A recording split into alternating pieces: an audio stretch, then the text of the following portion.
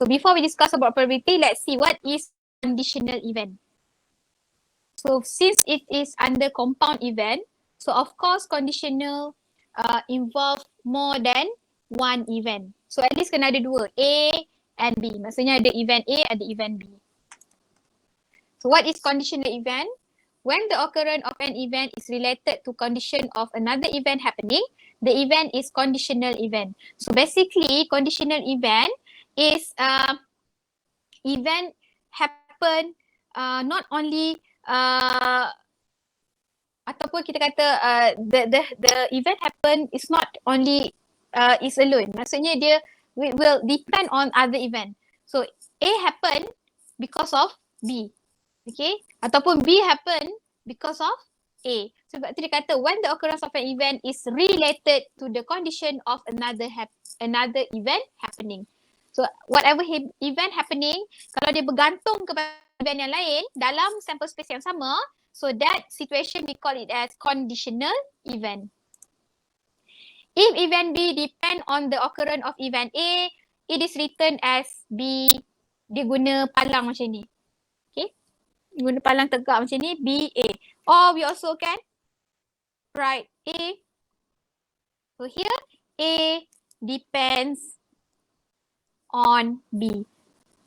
So berbeza kalau tulis BA and AB macam ni. Kalau BA, B depends on A. Kalau yang ni, A depends on B.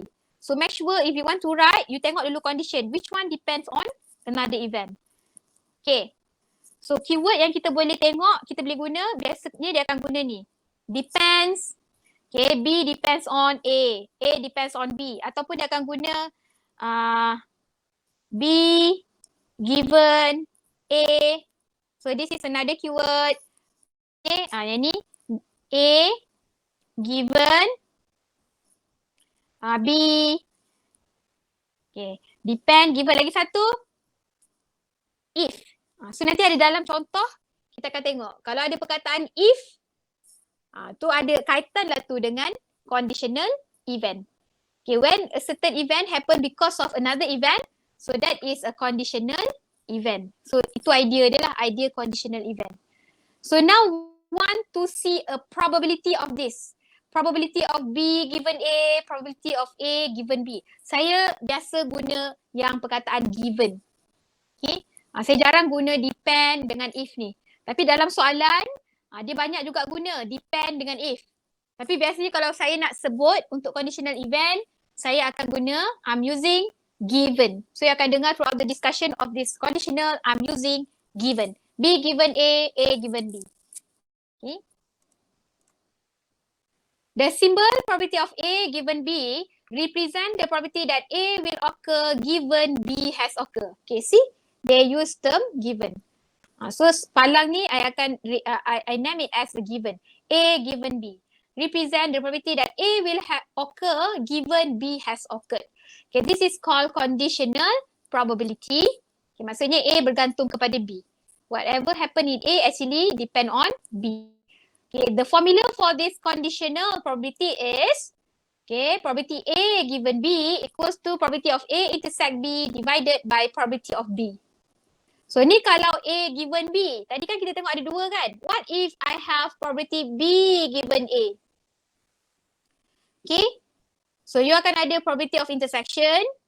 Okay, untuk intersection you boleh buat A intersect B ataupun B intersect A because we have this relation. A intersect B is equals to probability of B intersect A. Tak kisah mana yang duduk depan. Intersection mana-mana pun dia akan sama juga. B intersect A ke, A intersect B ke sama. So kat atas ni tak kisah. You want to write A intersect B or B intersect A is okay. So divide by yang bawah ni berbeza. Probability of A. Yang ni divide by probability of B. This one divide by probability of A. So you akan bahagi dengan probability yang di belakang. Okay, probability belakang ni. Probability of A. This one divide by probability of B. So mana nak guna formula depending on the question. Which one depend on another event. Maksudnya mana yang bergantung dekat mana. Okay. Given B has occurred, relevant sample space is no longer S but now it become B. So previously when we want to find probability, kalau you ingat formula probability dibahagi dengan number of sample space kan. dibahagi dengan sample space. But sekarang dia tak guna sample space. Okay, we don't divide this with sample space, but we divide it with probability of B. Formula dia pun tak sama macam formula probability yang biasa. Okay, the formula that we use here is not the same as the probability that we used before. Okay.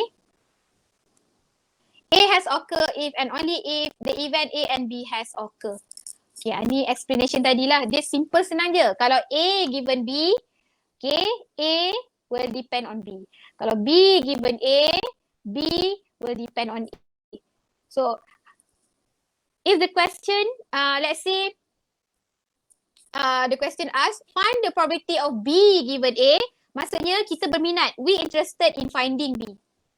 So, B kena duduk depan. Kalau dia kata, okay, find the probability of A given B, so kita interested dengan A. So, A should be in front. Okay, so nanti kita akan tengok dalam contoh, mana nak letak depan. So, dia akan tertanya-tanya, madam nak letak mana yang depan? Nak letak A ke nak letak B? So, kita bergantung kepada soalan. It depend on question. Okay. So, that is basically theory for conditional probability.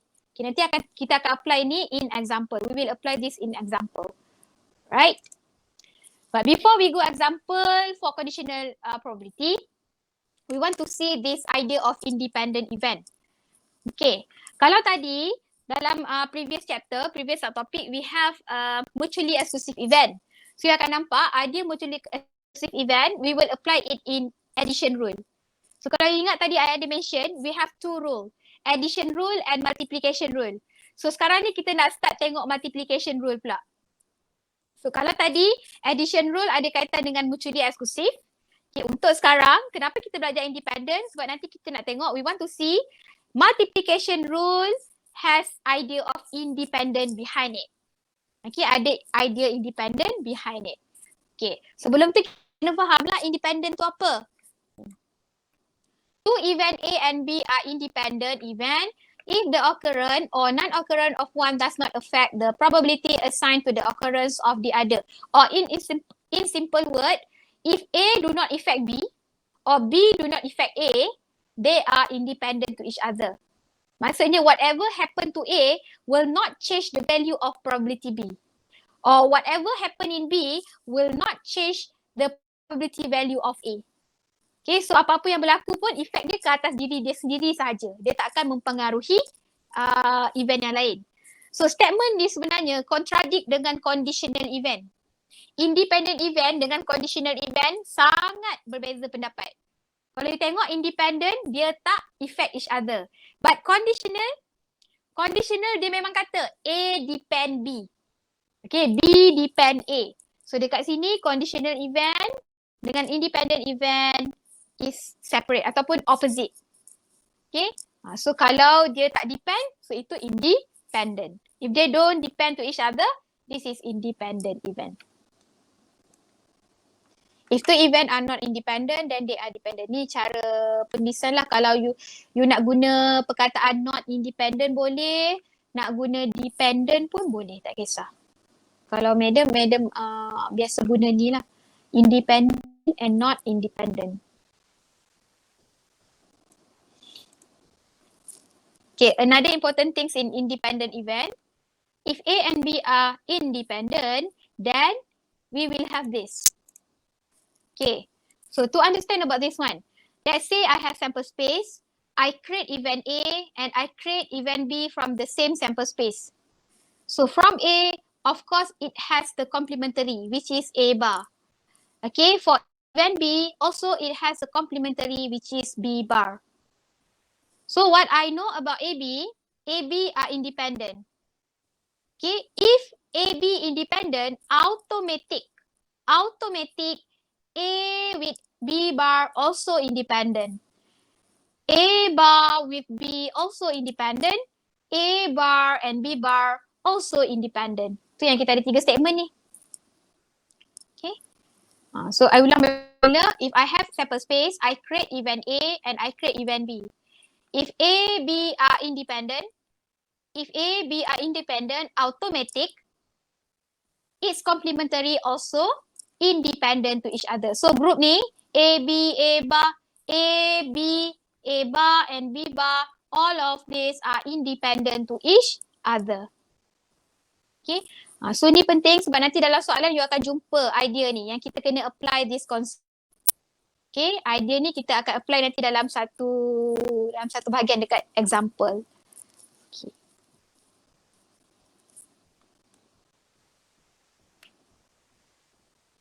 Okay, probability of independent event. Okay, tadi you tengok probability of conditional event kan? So, probability of independent event, okay, kalau you tengok, if probability of conditional event, kalau you tengok formula dia, probability of A given B equals to probability of A intersect B divided by probability of B. Okay, so this is conditional event. So you akan guna formula ni. But if A, B are independent, so dia dah takkan jadi macam ni. Dia akan jadi probability of A given B equals to probability of A, or probability of B given A is equals to probability of B. Dia akan sama dengan probability yang di depan. A, yang ni sama dengan probability of B. If A, B are independent. Okay, kalau they are not independent, so kita ada conditional event yang biasa. Conditional event yang biasa. Okay. So kita tahulah dekat sini. If this is equals to A, probability of A and B are independent. Kalau probability of B given A equals to B, A and B are independent. Okay. Refer to special multiplication rule for the proof. So you boleh tengok proof dia nanti. You boleh proofkan, you can show this. Okay, kenapa? Kenapa independent event end up jadi macam ni? So kita akan apply special multiplication rule. Kita belum tengok lagi special multiplication rule lepas ni. Okay, sebab tu I tak boleh tunjuk lagi. Dan kita dah tengok special addition rule. Tu tak ada kaitan pun dengan ni. There's no relation between addition and multiplication. Okay. So now we want to see multiplication rule. Okay, multiplication rule. Sama macam addition rule, we have general. Okay. Addition rule ada general, ada special. Multiplication rule also has general and special. So kalau kita recall balik addition rule. So addition rule, we want to find probability of A union B. Okay, multiplication rule, we want to find probability of A intersect B. Itu beza dia. Okay, kalau addition rule kita nak cari union. Kalau multiplication rule kita nak cari intersection, probability of intersection. Okay. So what is general multiplication rule? Let A be two event defined in sample space. So kita ada event A, B from sample space S. Then multiplication rule to get the intersection is given by this formula.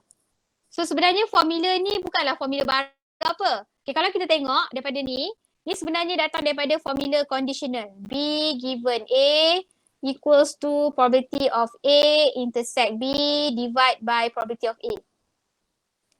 Because we know, because this multiplication rule, we want to find intersection.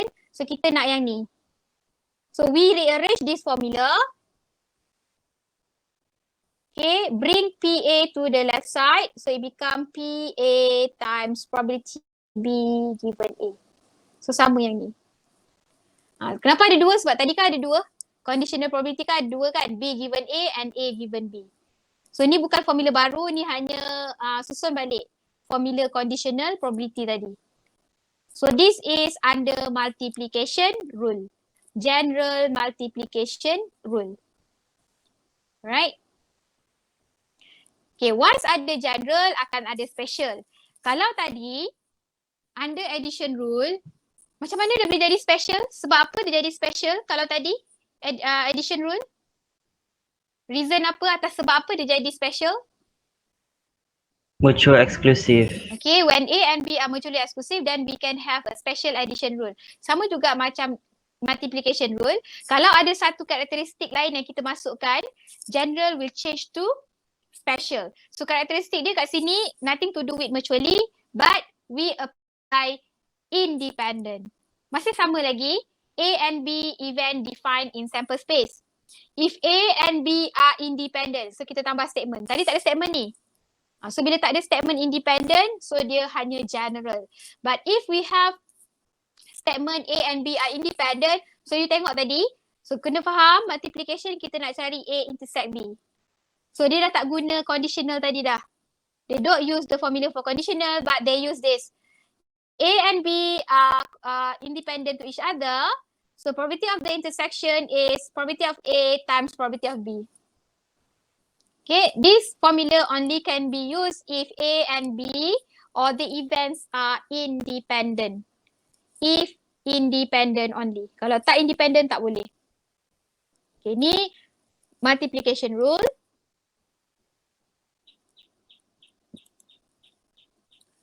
This formula can be expanded. Sama macam tadi, special addition rule, we can expand the formula with more than 2 event.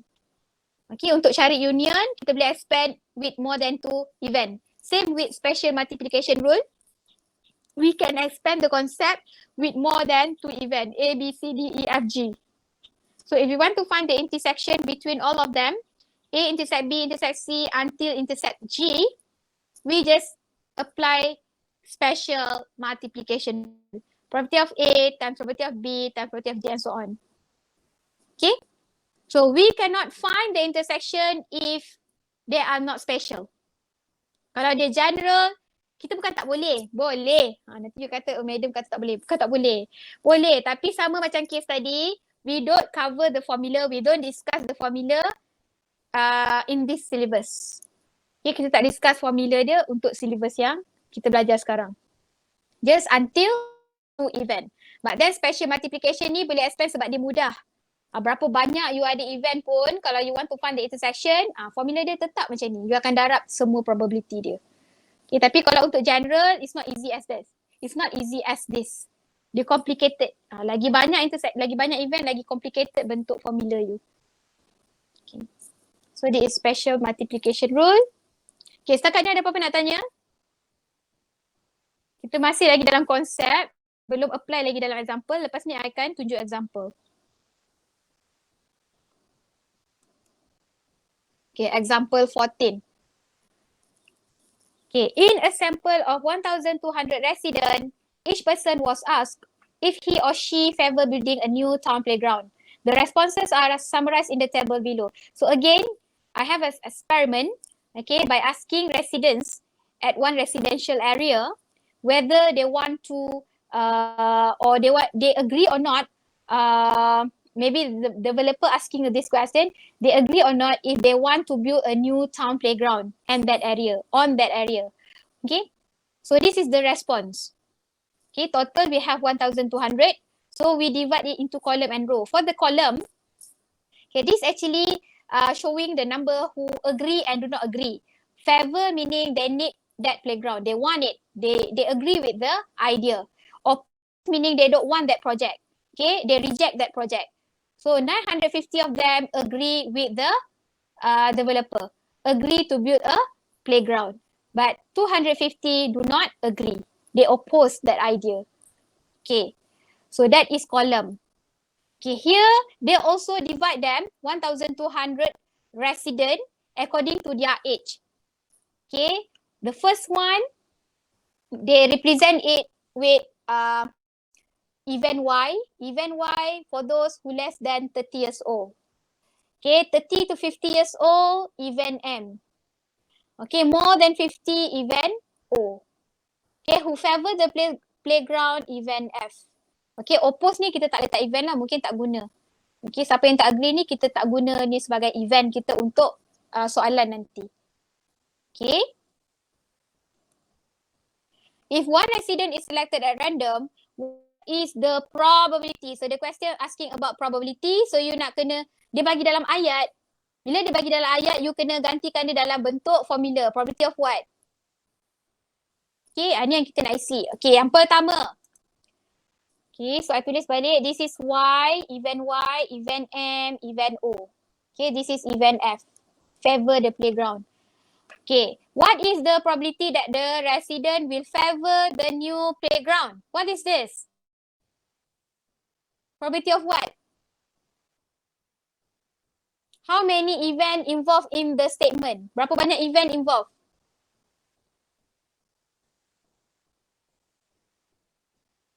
Kita ada 4 kat sini, F, Y, M, O. So from the statement, how many event involved here?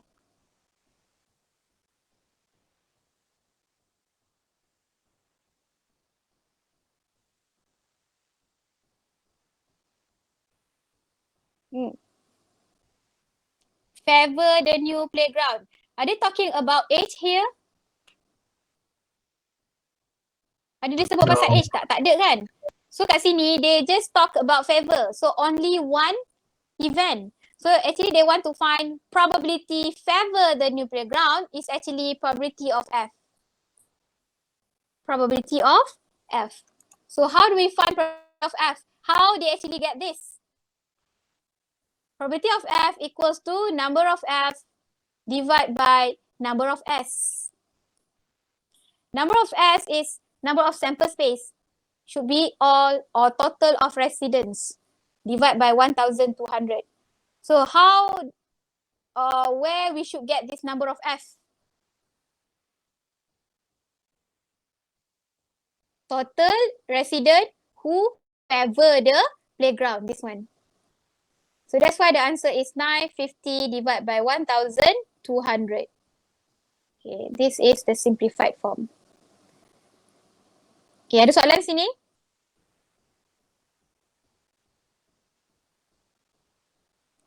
Tak ada. Okay, how about B?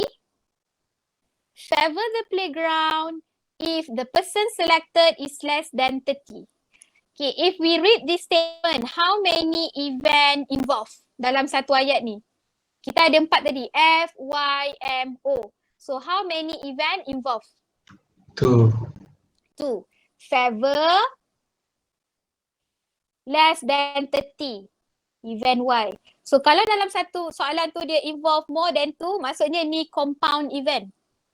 So kita ada 3 jenis compound. Union, intersection and conditional. So mana satu yang sesuai nak guna? Union, intersection ataupun conditional?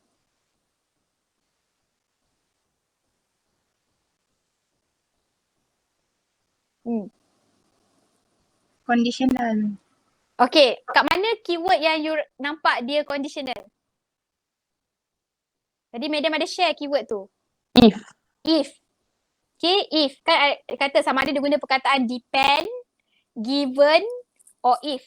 So kat sini dia kata favor the playground if the person selected is less than 30. So kat sini compound. So they want to ask probability who favor if ataupun given ataupun depend. Okay, F given Y or F if Y ataupun F depend on Y. Y ni event who less than 30 years old. Okay, so you akan cari conditional probability ni guna formula dia. So what is the formula? Formula is F intersect Y. Probability of F intersect Y divide by probability of Y. So you boleh tengok balik formula dia tadi.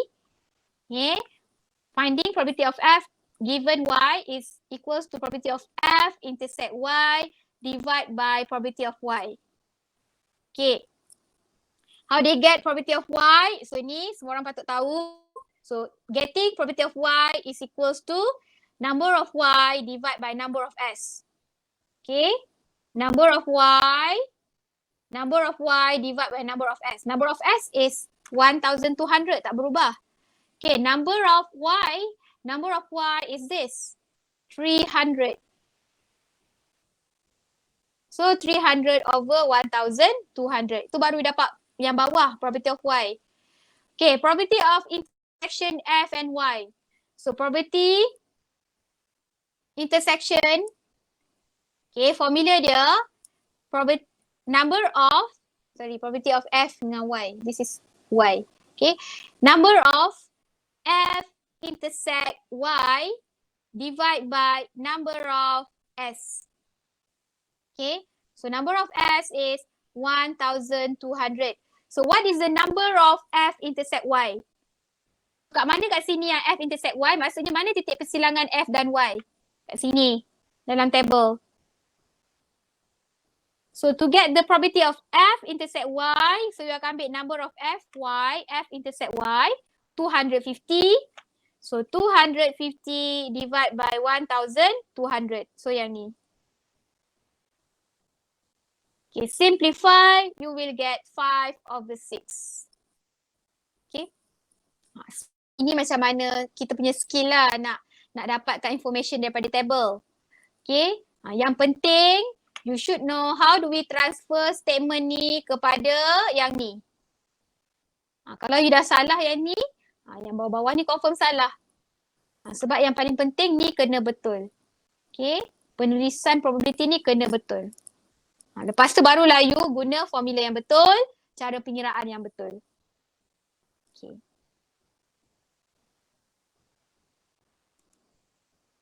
C. Favor the playground if the person selected is more than 50. Again, we see if. So ni conditional. Okay, ni compound. Dia gabung favor more than 50. More than 50 maksudnya event O. So how do we write is? How do we write it? F given O or O given F? Nak tulis mana yang depan? F kat depan ke O dekat depan?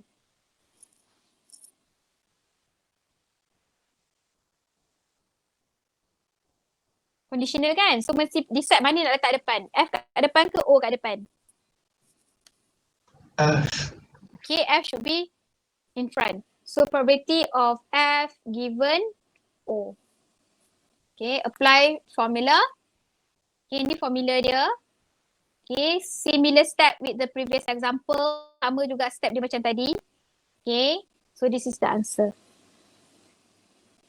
Okay, kalau you boleh faham B, you boleh faham C. C ni benda yang sama juga. Step dia sama. So, I tak nak buang masa bincang lama-lama kat sini. Okay, sama juga macam B. Tapi kalau you tak faham B, I memang tak faham lah C. Okay. And lastly, C, D. Are the events F and M independent? So, they check.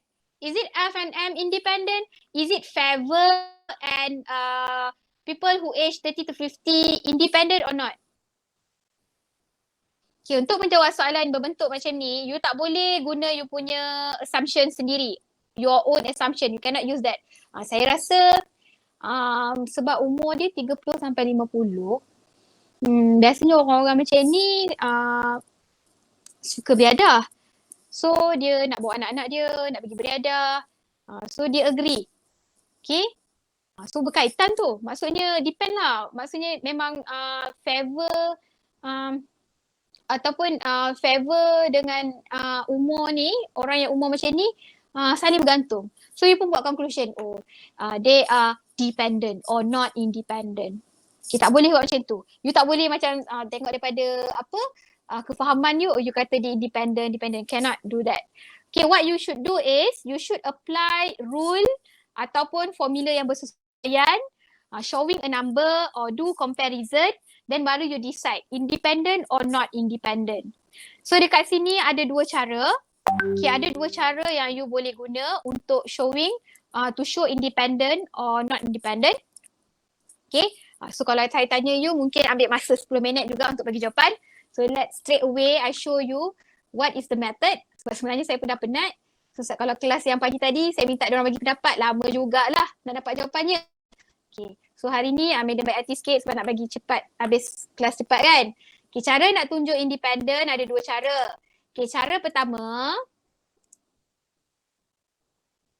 sebab nanti kalau untuk exam purposes, soalan macam ni kita boleh kata dia soalan favourite lah. Okay, soalan favourite. Show FM ataupun identify whether A, B independent or not. Okay. One way of showing that or answering that question is using this formula. Okay. If A and B are independent, you should show that the conditional A given B equals to probability of A. So dalam soalan tadi, kalau kita nak buktikan Fn independent, okay, you need to find probability F depend on M ataupun F given M. So you akan cari probability of F given M. Okay, so you dapat nombor. Lepas tu you cari pula probability of F. Then you compare these two. Probability of F given M and probability of F. If they are equal, if the value is equal, then you make conclusion even F and M are independent. Okay, but if they are not equal, tak sama, sebelah nilai 0.5, sebelah nilai 0.7, so your conclusion is they are not independent. Okay, that is one way. Okay. Tu cara pertama. Okay, ni cara pertama. Okay, cara yang Madam guna dalam soalan. Okay, dalam solution yang I akan tunjukkan kejap lagi. Okay, cara kedua, you boleh juga guna special multiplication rule. You can use special multiplication rule where same step. Okay, you find the probability of F intersect M. Tadi kita ada F and N kan? F and M. So you find probability F intersect M. So you get a number. Okay, biarkan dulu. And then you find the multiplication of probability F with probability of M. Probability F times probability of M.